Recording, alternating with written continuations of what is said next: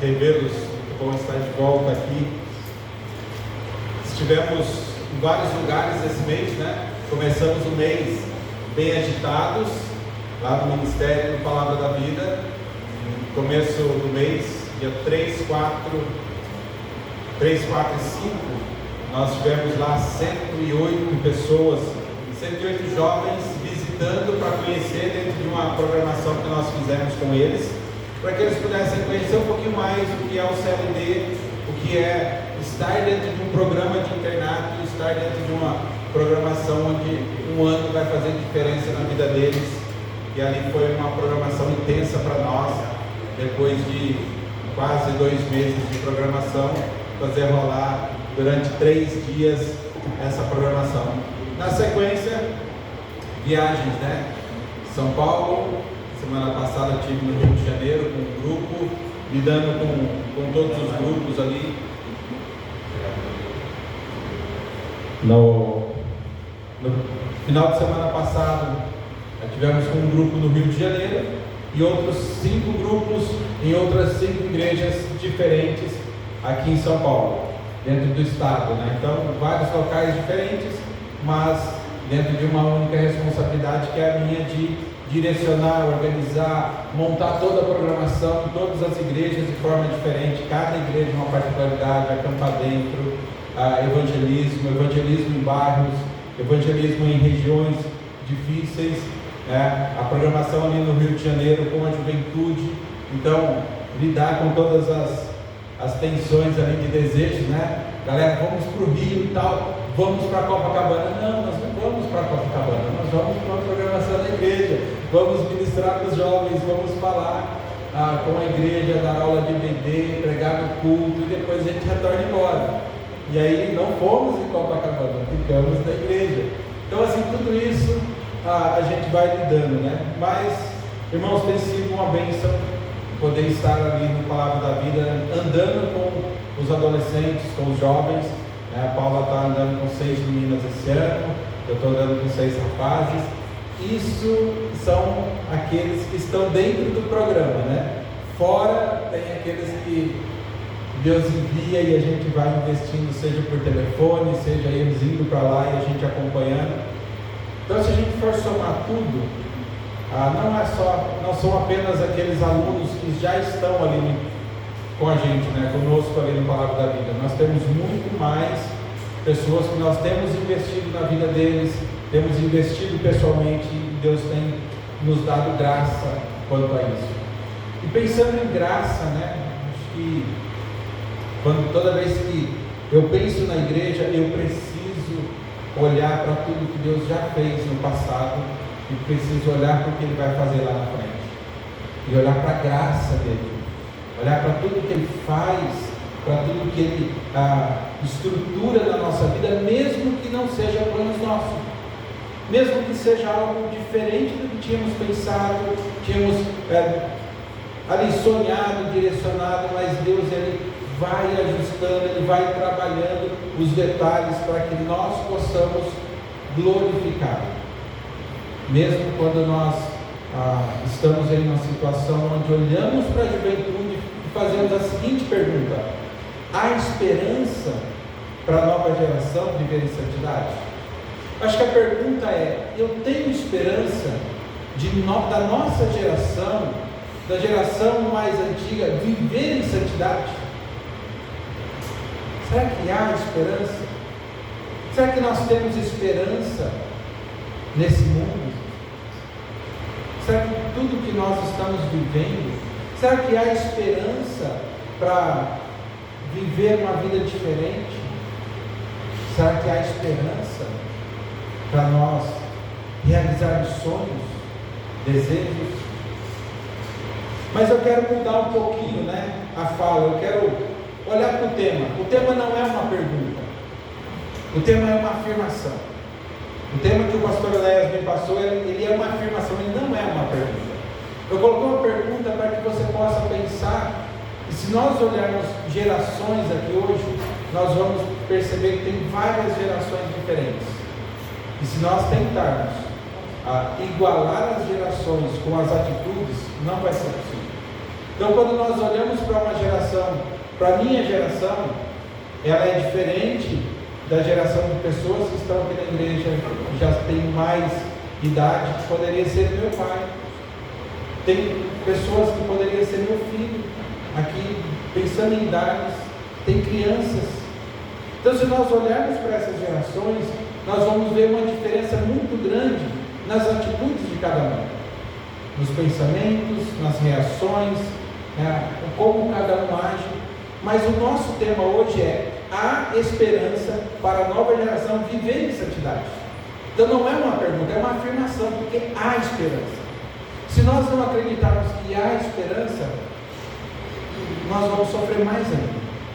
Mais do que quando nós olhamos para a geração atual, o quanto a geração tem sofrido. E se nós olharmos para cada geração, nós vamos ver sofrimento em todas as gerações. Mas quando nós pensamos em santidade, nós precisamos pensar um pouquinho sobre o que é santidade. Antes de pensar na esperança, eu quero olhar um pouquinho para a santidade e lembrar que a santidade não é uma roupa que a gente veste agora, dali a pouquinho a gente vai lá, troca de roupa, muda a roupa, aí sujou, troca a roupa, veste outra roupa. Não, santidade não é igual uma roupa que você vai trocando de tempo em tempo, de todo dia você troca. Não, a santidade é algo contínuo, é algo que nós vamos vivendo a todo dia, a todo momento, em toda hora, e tudo isso vai fazendo com que nós criemos um estilo de vida. Se nós buscarmos um estilo de vida onde a santidade ela tem um fator de importância muito grande para nós, nós vamos buscar viver em santidade. Nós não vamos esquecer, tanto para nós quanto para a nova geração. Mas pensa você num pentelho, aquele adolescente que fica para lá e para cá, que corre para um lado, que corre para o outro. É aquele cara que você fala e ele, dali a pouquinho, ele já está falando em cima do que você está dizendo, e ele acha que é o cara mais importante de tudo, ele é o cara que tem a razão, e é aquele cara que vai incomodando as pessoas. Pensa num rapaz, aquele filhinho de papai, não no aspecto financeiro, tá? Eu estou falando daquele rapaz, daquele adolescente, onde o pai protege, onde os pais protegem, onde ele faz as coisas, corre para lá, corre para cá, e fala o que vem na cabeça, não se preocupa com aquilo que ele vai falar, com aquilo que ele vai fazer, mas ele fala o que dá na telha. Imagina um adolescente desse jeito, e daqui a pouquinho nós vamos voltar nesse adolescente, fica pensando um pouquinho nele, e daqui a pouquinho a gente volta nele. Quando olhamos para as nossas diferenças de gerações, nós vamos olhar para esse adolescente que eu acabei de citar, e talvez você que é mais velho do que eu, você vai dizer assim: na minha época, se eu fizesse isso, meu pai pegava a cinta e quieta aqui não é. Talvez da nossa geração para baixo, da minha geração para baixo, talvez a gente vai dizer: senta aqui, não, fica tranquilo, ele vai passar e vai acalmar um pouquinho. Então, existe muita diferença entre uma geração e outra. E há a diferença onde a geração mais nova agora, 12, 13 anos, eles já não querem mais ficar se envolvendo muito fora do celular, fora das mídias sociais. Querer que essa galera de hoje faça o mesmo que nós fazíamos quando nós éramos adolescentes não vai funcionar. É diferente, é muito diferente. Mas tem coisas que não é diferente, tem coisas que não são diferentes, tanto para nós quanto para eles. E aí eu quero pensar um pouquinho no texto de 1 Tessalonicenses capítulo 4, verso 3, que é algo que não muda, é a vontade de Deus para as nossas vidas, seja na nova geração, seja na geração mais antiga, seja nas gerações que ainda virão. A vontade de Deus, ela não muda, ela vai permanecer sempre. E eu vou ler em duas versões, tá? Na NVT fala assim: a vontade de Deus é que vocês vivam em santidade, por isso mantenham-se afastados de todo pecado sexual. E na NVI diz assim: A vontade de Deus é que vocês sejam santificados. Abstenham-se da imoralidade sexual. Podemos perceber que Deus está preocupado com o quê? Com a nossa santidade. Que o desejo dele para nós é algo que faz parte dele mesmo. Faz parte da essência dele, faz parte de quem ele é. Faz parte da santidade dele. Porque ele é verdadeiramente e eternamente santo. Ele quer que nós busquemos a santidade porque ele é santo. E quando olhamos para o contexto de 1 Tessalonicenses, podemos perceber que Paulo está falando para quem? Falando para os crentes, falando para aqueles que já conheciam a palavra, já tinham sido orientados, já conheciam a palavra de Deus. E olha o que os versos 1 e 2 do mesmo capítulo 4 diz: finalmente, irmãos, pedimos e incentivamos em nome do Senhor Jesus que vivam para agradar a Deus, conforme lhes instruímos. Vocês já vivem desse modo e os incentivamos a fazer ainda mais, pois se lembram das instruções que lhes demos pela autoridade do Senhor Jesus.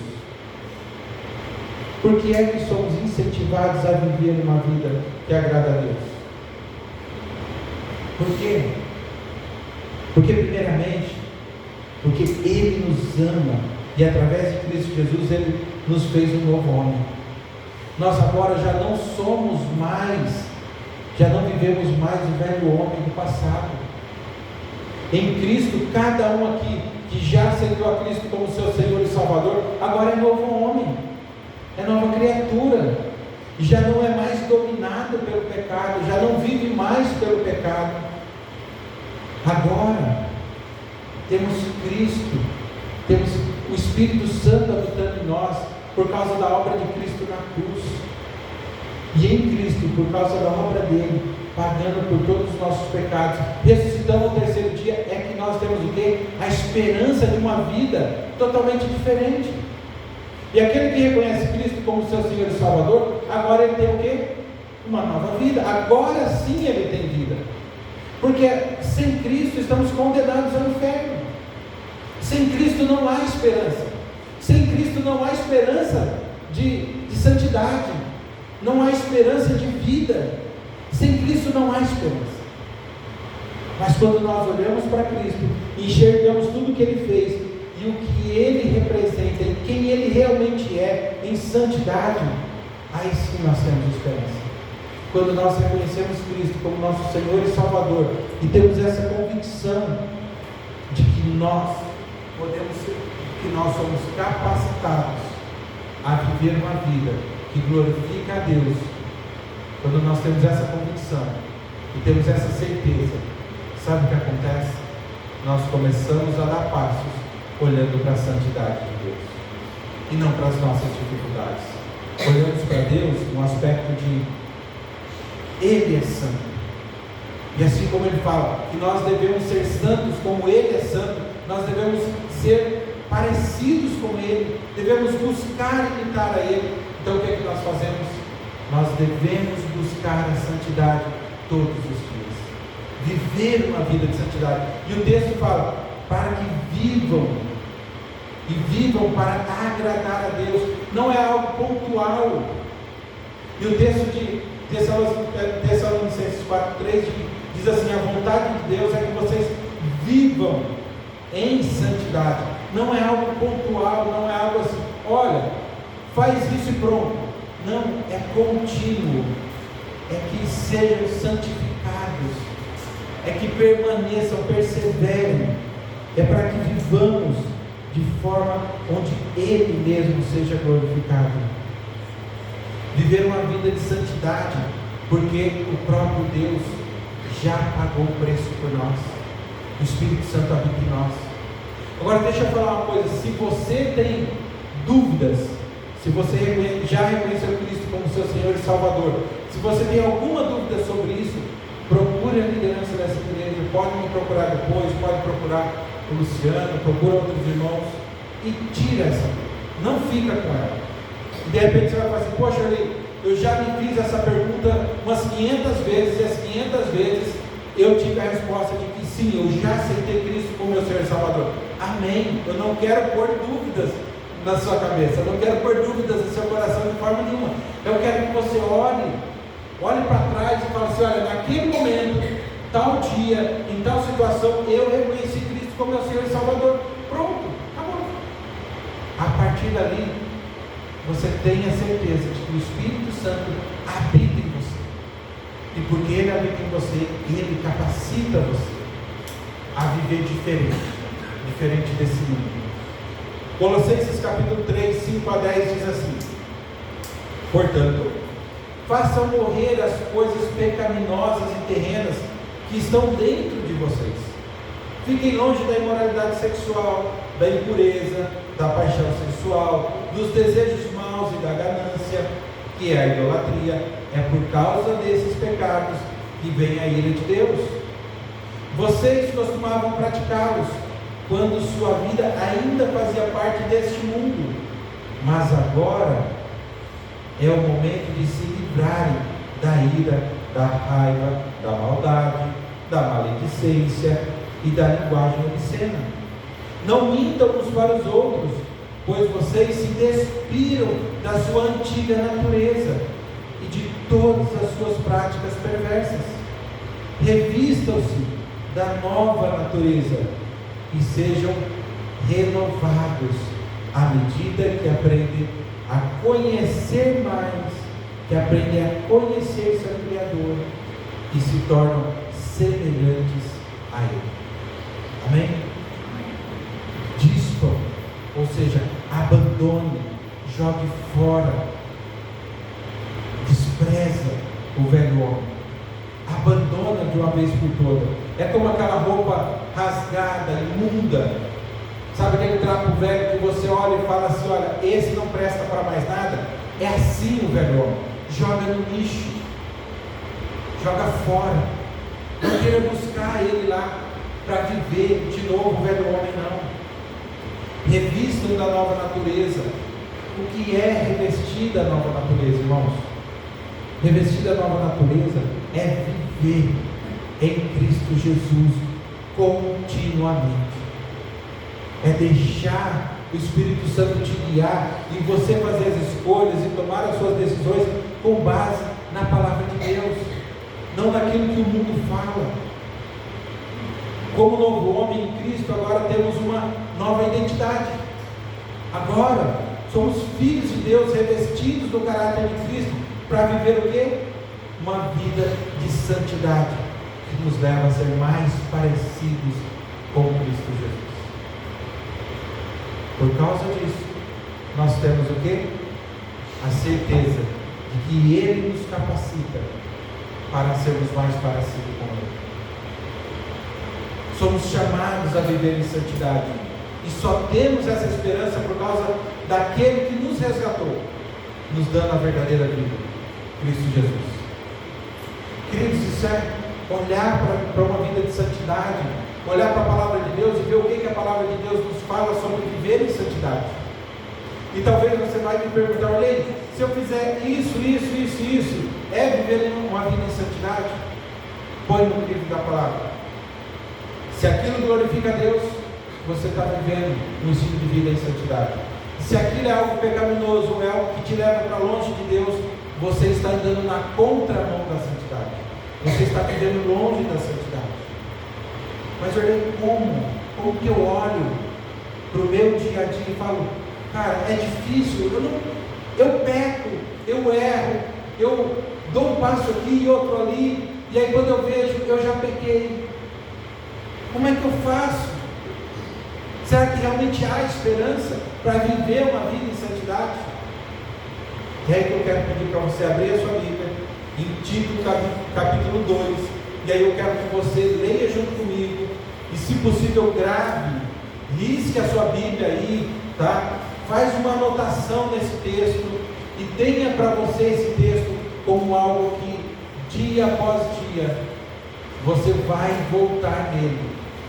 Dia após dia você vai voltar nesse texto para se lembrar que a nossa esperança não está naquilo que damos conta de fazer, não está em nós, não está nas pessoas. Tito capítulo 2, verso 11 a 13 diz assim: porque a graça de Deus se manifestou salvadora a todos os homens. Então quem se manifestou salvadora? A graça de Deus. Deus se manifesta na vida do homem para salvá-lo. Ela quem? A graça nos ensina, essa graça de Deus, a mesma graça que salva, é a mesma graça que nos ensina a renunciar à impiedade, às paixões mundanas e a viver de maneira sensata, justa e piedosa nessa era presente, enquanto aguardamos a bendita esperança, a gloriosa manifestação do nosso grande Deus e Salvador Jesus Cristo. Amém? Irmãos, olha só, olha o que o texto está nos dizendo. Enquanto nós estivermos aqui, há esperança. Sabe por quê? Porque a graça de Deus, a mesma graça que te salvou, que me salvou, ela continua agindo em nossa vida para transformação contínua, todos os dias. Não é hoje e daqui um tempo, e depois daqui mais um tempo. Não é igual um tanque de combustível que você vai lá no posto, enche ele, e aí você vai usando o combustível, vai usando, dali a pouco você tem que parar no posto de novo, e aí você reabastece, e aí você anda, e dali a pouco. Não, o Espírito Santo, ele está habitando em nós, e essa graça de Deus que nos salvou, ela vai transformando a nossa vida continuamente. Ele não deixa de atuar em nós, ele não deixa de agir em nós. Nós, por muitas vezes, nós deixamos de dar atenção ao Espírito Santo, deixamos de viver um relacionamento nosso para com Deus e fazemos escolhas erradas. Mas Ele nos incomoda a voltar para Ele, a olhar para Ele e de novo continuar vivendo uma vida onde Ele seja a prioridade.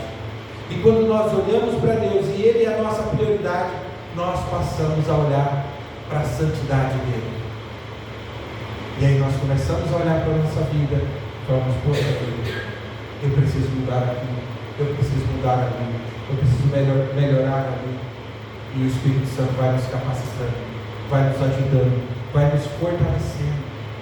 Temos a verdadeira esperança de que a nova geração pode viver em santidade por causa do Espírito Santo que habita neles. Seja a nova geração, seja a geração mais antiga. E aí muitas vezes, irmãos, a igreja vai olhar e vai falar assim: poxa, esses penteiros não tem jeito, não dá. Eles só pensam em celular, internet, não tem comprometimento com a igreja, não tem isso, não faz aquilo, não faz aquilo outro, não faz aquilo outro, e não faz, e não faz, e não faz, e não faz, e não faz, e não faz. Mas espera aí, onde está a nossa esperança? Será que a nossa esperança está naquilo que eles fazem? No quanto eles são obedientes? No quanto eles estão respondendo aos nossos desejos? No quanto eles estão respondendo às nossas expectativas? Ou será que a nossa esperança de santidade para a vida deles está em Cristo Jesus? Será que a nossa esperança de santidade para a nova geração, para a geração que ainda vai vir, para a geração atual e para a geração mais antiga, será que a nossa esperança está nas pessoas ou está no próprio Deus? Precisa estar em Cristo Jesus a nossa esperança. A nossa esperança precisa estar na graça que nos alcançou e que vai continuar transformando a cada um de nós. E quando nós colocamos a nossa esperança em Cristo Jesus, nós olhamos para a nova geração e falamos assim: há esperança, porque não depende de mim ou deles, não depende de nós, depende sim deles escolherem cada dia, e depende de mim escolher cada dia viver uma vida de santidade, sim, mas está principalmente no próprio Deus, que age incomodando a cada um, porque quando nós saímos da rota, o Espírito Santo nos incomoda para voltar para a rota certa. É como você está na estrada e aquela rodovia cheia de paralelepípedos, e de repente você vai saindo para fora, e aqueles paralelepípedos ali batendo no pneu, vai fazendo barulho, e você fala assim: opa, peraí, eu estou fora da estrada. Assim é o Espírito Santo na nossa vida. Quando a nova geração, ela começa a andar fora do caminho, o Espírito Santo vai incomodar. Sabe o que nós precisamos fazer? Orar para que eles entendam a voz do Espírito Santo, para que eles entendam que o Espírito Santo está falando para eles, e o que o Espírito Santo está falando para eles, para como eles viverem, e a forma que eles devem viver, e as escolhas que eles precisam tomar para viver uma vida em santidade. Assim como eu e você, cada um de nós. A santidade não é algo que vem em um pacote combo. Sabe quando você vai no McDonald's, você vai lá e você pede um combo, aí vem lá o lanche, a batata frita, o refrigerante. A salvação não é assim. A salvação não é assim, Cristo vem, você aceita Cristo como seu Senhor e Salvador, o Espírito Santo vem ali com você, e agora pronto, agora está salvo, virou um santinho com a aureolinha na cabeça, não peca mais. Não é assim que funciona. Nós vamos dia após dia ser incomodados a olhar para a nossa vida, ver aquilo que desagrada a Deus e mudar para que possamos viver de forma que Ele seja prioridade na nossa vida, da forma que Ele seja glorificado. É possível viver em santidade? Sim, é possível. Todos os dias? Sim. Não quer dizer que nós não vamos pecar, mas quer dizer que nós vamos viver uma vida onde Cristo é a prioridade, onde aquilo que nós fazemos busca glorificar a Deus, abandonar pecados de estimação, escolher não fazer coisas que nos levam para distante de Cristo, e quando pecamos, ter a humildade de pedir perdão e voltar para o caminho correto. Seja nós, seja a nova geração, seja a geração que ainda vai vir, seja quem for. O importante, irmãos, é que o Espírito Santo vai atuar continuamente na vida do cristão, em todas as gerações. A mesma graça que salvou a cada um de nós também vai fazer o quê? Capacitar, seja nós, seja a nova geração. Cada um vai ser capacitado para abandonar os pecados. Mas precisamos tomar escolhas. Precisamos de fato fazer escolhas. Precisamos olhar para Cristo e escolher a Ele a todo momento e a viver uma vida que Ele seja glorificado. Se dissermos que não é possível fazer isso, se dissermos que não é possível a nova geração viver uma vida de santidade, teremos que dizer que Deus não atua na transformação das pessoas, e assim já não cremos mais na palavra de Deus. Se nós olharmos para a nova geração, olharmos para a nossa vida e disser assim: é impossível viver uma vida de santidade, nós vamos olhar para Deus e falar assim: Deus, o Senhor não é santo, a tua graça não transforma, o Senhor não transforma, então nós já não creremos mais em Deus. Mas quando nós olhamos para Deus e falamos sim, é possível, porque a palavra de Deus nos garante, porque a graça de Deus se manifestou Salvador a todos os homens, ela nos ensina a renunciar à impiedade, às paixões mundanas e a viver de maneira sensata, justa, piedosa. Quando? Nesta era presente agora. Não é só lá no futuro, não é esperar daqui 50 anos, não é quando morrermos, mas é agora, é nessa era, enquanto aguardamos o quê? A vinda de Cristo Jesus, ou quando nós morrermos e nos encontrar com Ele na eternidade. Irmãos, precisamos olhar para a palavra de Deus e ter essa esperança viva, contínua no nosso coração, todo dia, e dizer assim: é possível, não por minha causa, mas por causa de Cristo, não porque eu quero, mas porque Ele habita em mim, porque o Espírito Santo habita em mim. É possível porque Ele me capacita, é Ele que me reveste, e agora eu sou um novo homem. Então, quando eu olho dessa forma, eu falo assim: Deus, pelas minhas forças eu não consigo. Deus, pelas forças da nova geração, eles não conseguem. Mas por causa do Senhor, pela atuação do Senhor, constrangendo o coração deles, Deus ajuda eles. Deus me ajuda. Deus nos capacita a viver uma vida de santidade.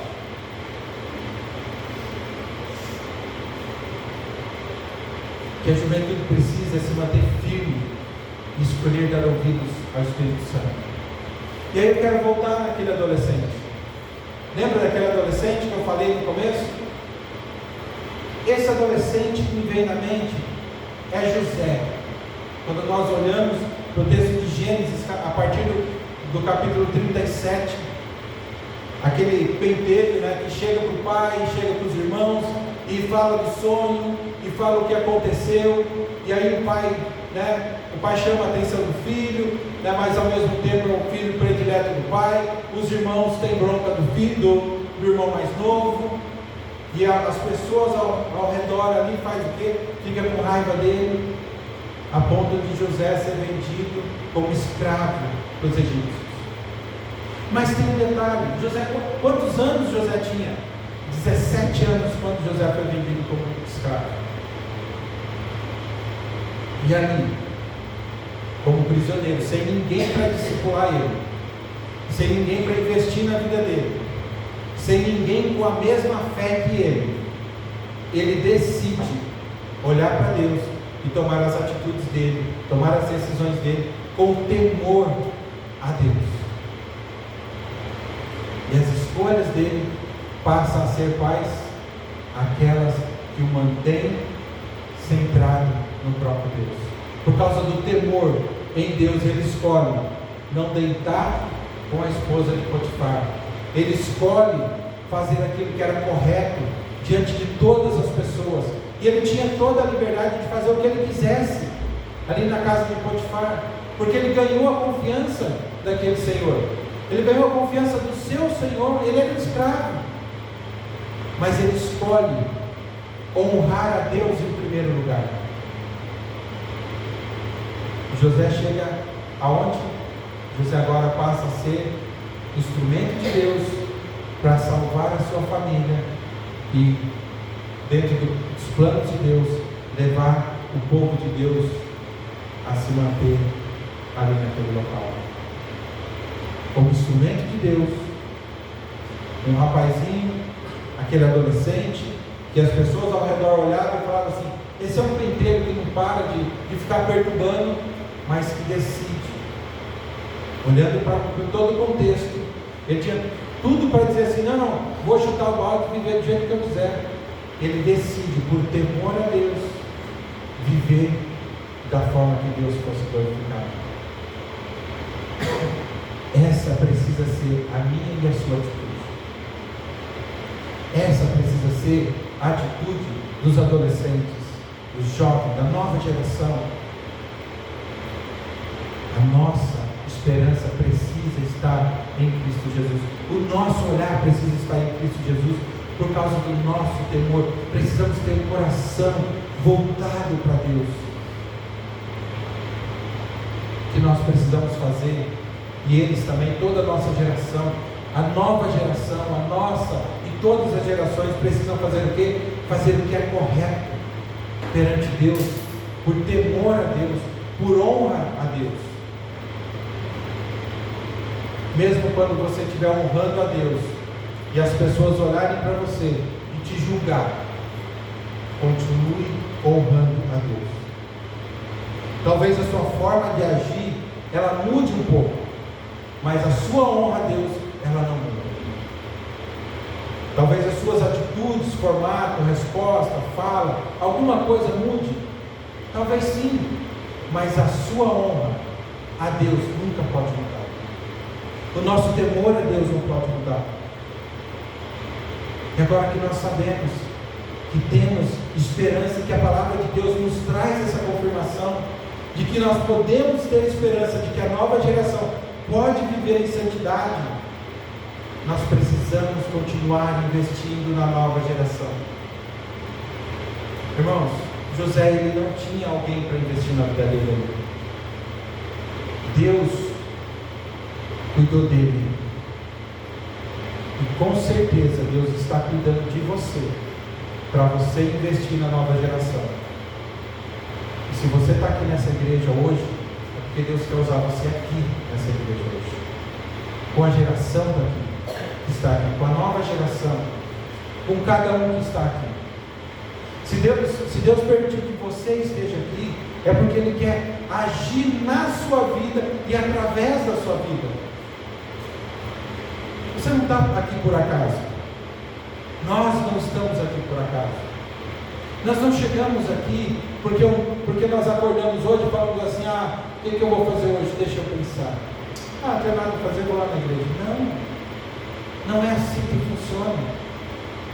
Você escolheu estar nessa igreja. Você escolheu estar aqui não por causa desse prédio, não por causa das pessoas, não por causa de coisas qualquer que esteja aqui, mas por causa de Deus. Talvez você tenha vindo por uma amizade, pela primeira vez, um amigo convidou e tudo mais, mas você permanece aqui por causa de Deus, não é por causa do homem. E essa mesma graça que te alcançou vai transformar você, vai capacitar cada um aqui para ajudar a nova geração a serem futuros líderes nessa igreja, futuros influenciadores nessa cidade, pessoas que vão fazer a diferença nessa cidade, e talvez não só nessa cidade, mas sabe lá Deus onde mais. Até poucos anos nós estávamos morando em Limeira. Até poucos anos nós não tínhamos a menor ideia de estar no ministério, pois Deus nos levou para o ministério. Aí nós esperávamos, vamos voltar para a nossa região, seguir a Cristo ali, ministrar ali, e Deus nos levou para mais distante ainda do que nós imaginávamos. E pelo segundo ano consecutivo estamos no Rio de Janeiro, ministrando no Rio de Janeiro, onde nós jamais imaginávamos. Semana que vem, aliás, no mês que vem, eu vou ministrar uma conferência de juventude no Rio de Janeiro. Vou fazer isso de forma online, porque eu vou estar dentro de uma programação aqui em São Paulo. Eu não tenho como viajar para lá, mas eu vou gravar a pregação, vou gravar o estudo para enviar para eles, e eles vão fazer num formato onde eu vou fazer tudo online. Quando que eu esperava isso? Nunca. Mas Deus usando a nossa vida para influenciar outras pessoas, assim como Ele usou outras pessoas para nos ajudar, capacitou pessoas para investir em nossas vidas, antes mesmo de ir para o ministério, depois lá no ministério.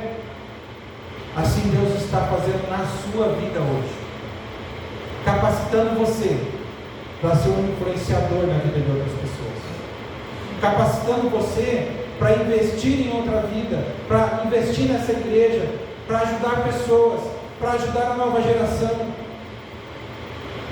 Não diga assim: eu não posso, mas eu não tenho capacitação, mas eu não fiz teologia, mas eu isso, mas eu aquilo. Deixa eu ler um texto para você. Olha só. Porque a graça de Deus se manifestou salvadora a todos os homens.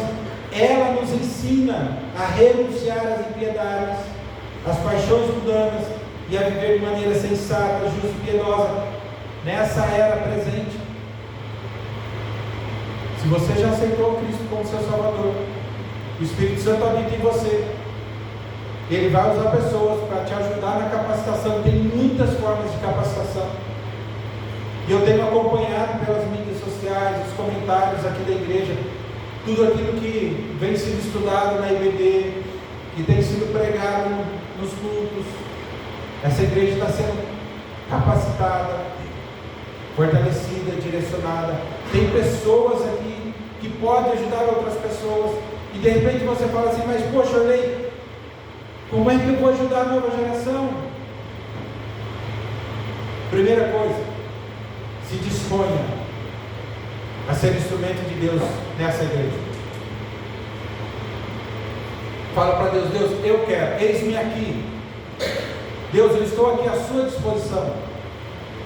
Me capacita para eu ajudar a nova geração. Me capacita para eu ajudar a outra pessoa. Não só a nova geração, mas aquela pessoa que chega e que agora é o novo crente, o novo convertido. Me capacita para ajudar essa pessoa. Deus, me capacita para ir lá fora, pregar o Evangelho, levar a tua palavra, levar a salvação para outras pessoas. Deus, me capacita para levar o Evangelho de Cristo Jesus para outras pessoas. Deus, enche essa igreja que eu estou aqui à sua disposição para ajudar aqueles que chegarem novos.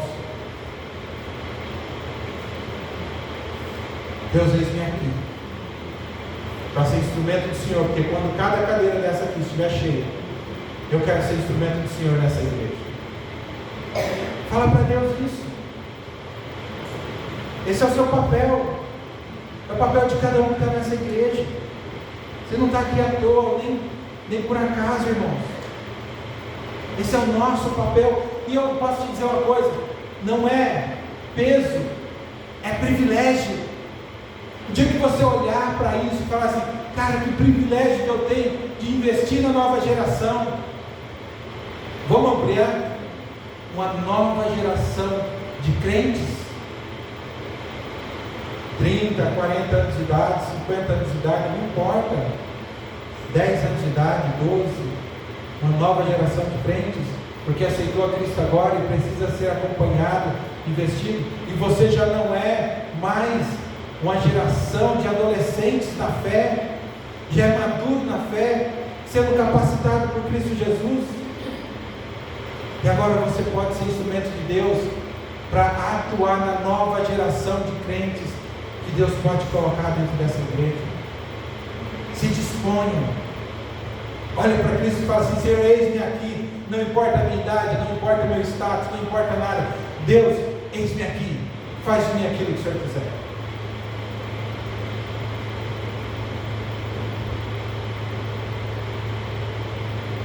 Irmãos, é por causa dessa esperança que nós podemos olhar para Cristo e dizer: Senhor, eis-me aqui. É por causa de Cristo Jesus. Agora, se você olhar para Cristo e falar assim: Deus, não há esperança. Não há esperança. Deus, tudo que eu quero agora é encostar no barranco, esperar a vinda do Senhor, ou esperar o momento que eu vou me encontrar com o Senhor, porque não tem mais esperança. Você está falando assim para Deus: Deus, eu não acredito que o Senhor seja capaz. Deus, eu não creio mais no Senhor. É isso que eu estou falando. Meus irmãos, se você em algum momento esteve assim, olha porque a palavra de Deus diz que há esperança nele, e é ele que capacita, é ele que vivifica. Nós somos novos homens, vocês mulheres são novas mulheres em Cristo Jesus, e é assim que precisamos viver, com esse entusiasmo, com esse desejo de fazer o quê? Diferente, viver diferente desse mundo.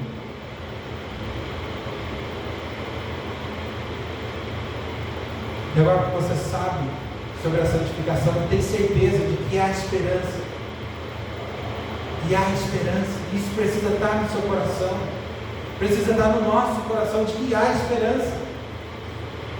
E de repente você está lutando com o pecado de estimação e você fala assim: poxa, mas eu luto e, parece uma roda gigante. Eu vou, de repente, aí eu começo tudo de novo, vou conseguir, de repente.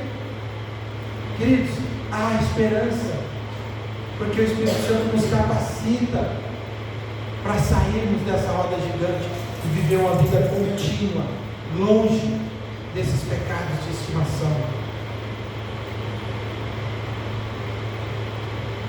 Como é que nós praticamos tudo isso? Como é que colocamos em prática tudo isso? Já que a mesma graça nos salvou, ela também atua na nossa santificação, ela também atua na nossa transformação. Como é que nós podemos colocar isso em prática hoje? Como é que podemos praticar isso? Quando olhamos para a nova geração, ore por ela, Ore pela nova geração. Seja os adolescentes, as crianças, os juniores, jovens, a nova geração de crentes que Deus vai enviar. Ore para que aceitem a Cristo como Salvador. Seja para aqueles que dependem de Deus. Ou seja, ora para que Deus faça, que Deus alcance a nova geração, para que eles reconheçam Cristo como Salvador, e aqueles que já reconheceram Cristo como Salvador, ore para que eles possam viver uma vida de comunhão com Deus continuamente. Ore por eles. Ore para que eles vivam uma vida de dependência em Deus, para que eles vivam em santidade, e que eles tenham no coração essa certeza de que é possível por causa do Espírito Santo que habita neles. Segundo, seja um testemunho e um exemplo de vida em santidade.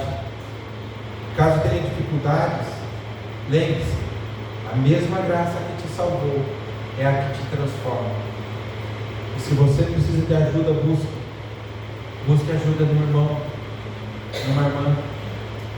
Se você precisa, busque ajuda, e Deus vai colocar uma pessoa para te ajudar. Terceiro, abandone o pecado que tem lhe aprisionado. Sabe aquele pecado?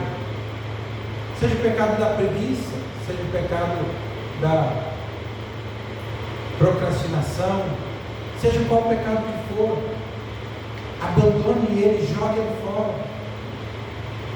Quarto, escolha obedecer a Deus em todas as situações, todas, porque quando Deus nos orienta, Deus nos direciona, Ele nos direciona para que Ele seja glorificado, e Ele nos direciona para que você faça o que é correto e você seja abençoado. Tenha como objetivo de vida a santidade. Tenha como objetivo de vida a santidade. Nós temos muitos objetivos. Cada um de nós temos objetivos. Uma faculdade, terminar o mestrado, escrever um livro, transformar a tese do mestrado em um livro, né? Fazer uma segunda faculdade, mudar de emprego, ganhar mais dinheiro, ver a igreja cheia de gente, cheia de adolescentes. Todos nós temos objetivos. Tenha na sua lista de objetivos viver uma vida de santidade. Tenha na sua lista de objetivos orar pela nova geração para que ela viva uma vida de santidade. Sabe o jogador de futebol? Ele treina, o alvo dele é ser cada vez melhor, né? Se nós pensarmos no basquete, o ano passado, o Stephen Curry, ele foi o jogador que mais fez cestas de 3 pontos no basquete na NBA. Bateu o recorde da franquia. Ele chegou a treinar continuamente a ponto de acertar mais de 100 arremessos de 3 pontos consecutivos, fazendo cestas de 3 pontos. Mas ele treina todos os dias, para ser o quê? O melhor pontuador de 3 pontos. Será que nós, como crentes, temos a mesma determinação nesse treinamento na nossa vida quanto à santidade? Eu quero te desafiar a olhar para Deus e treinar todos os dias a viver em santidade. E o segundo desafio é orar pela nova geração, para que eles vivam uma vida de santidade continuamente. Amém? Vamos orar? Senhor Deus, nós queremos te louvar, Pai. Queremos te agradecer pelo teu cuidado, queremos te agradecer por tudo que o Senhor já fez até aqui, por tudo que o Senhor tem feito. Te agradecer, Pai, pelo teu Filho Jesus, que morreu na cruz, para pagar pelos nossos pecados, ressuscitou ao terceiro dia, e por causa de toda a obra dele na cruz e na ressurreição, nós temos a garantia de que todo aquele que confessa Cristo como seu Senhor e Salvador, esse vai viver eternamente com Cristo, vai se encontrar com Cristo na eternidade. Pai, mas enquanto estivermos nessa terra, nós pedimos que o Senhor nos ajude, pois a mesma graça que se manifestou o Salvador em nossas vidas, ela também se manifesta continuamente para a transformação de nossas vidas. Senhor, que nós possamos continuamente buscar a santidade, Senhor. Que a nova geração seja a nova geração na faixa de idade, seja a nova geração de crentes, sejam aqueles que o Senhor enviar para essa igreja, Pai, possa viver uma vida de santidade.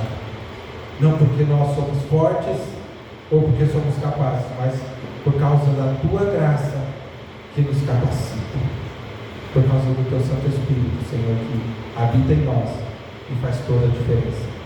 Pai amado, nós Te louvamos, Te agradecemos e pedimos por essa igreja, pedimos por essa juventude, pedimos por cada um aqui, Senhor, e pela liderança dessa igreja, que cada um possa cada dia, Pai, perseverar no relacionamento com o Senhor, na santidade, na busca por caminhar com as pessoas nessa igreja, Senhor, e nessa região.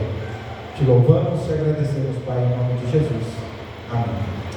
Amém.